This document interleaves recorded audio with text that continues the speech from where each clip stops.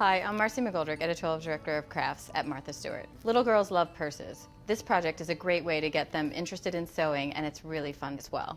You will need felt, pinking shears, scissors, a pencil, pins, a needle, thread or embroidery floss, a button, a leaf, a ruler, fabric glue, and yarn.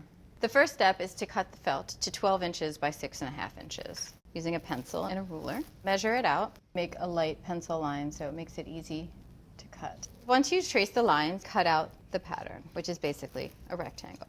Next, we'll trace the leaf. You can pick any leaf shape that you want. Just lightly trace it with a pencil onto the felt, and then it'll be really easy to cut out. Depending on the age of your daughter, she could do some of the cutting or some of the sewing and putting it together. You just have to decide what her skill set is. The next step is to assemble the bag. So we'll fold up about 4.5 inches, and we can pin the bag closed here, and this will leave you enough to fold over to make your closure like that. Use the needle and thread to sew up this side and this side of the bag.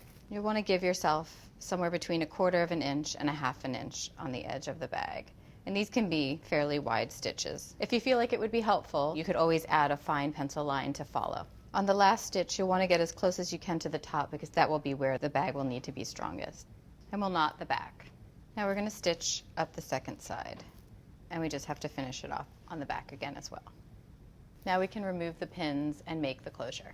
So you're going to fold the top flap over and place the leaf on to figure out the closure. Well, I think it looks nice if the leaf is kind of halfway on the top and halfway on the bottom. So I'm going to draw a rough little line on the leaf here, and we'll cut it in half. And then we can use a little bit of fabric glue to attach the top and the bottom.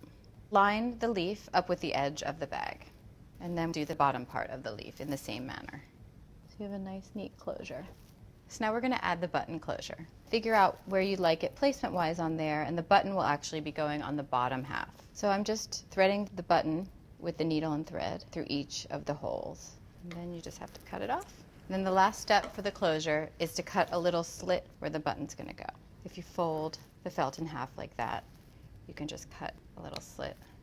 And start off smaller because you can always make the hole bigger if you need to. The button closure is finished, so now we're going to pink the edges. Pinking scissors give a nice little finished edge to the bag. We're going to use a little bit of yarn to make a braided handle. Take 3 pieces of yarn, knot off one end, and then just start to braid. And you'll just keep braiding until you get the desired length of your handle. When you reach the desired length, you're going to knot off the end of the handle and cut off the excess. The final step will be attaching it to the bag. Place the handle on the inside of the bag, and you'll stitch through a bit of the braid, and then thread through here, and we'll knot off. Then we'll do the other end of the handle.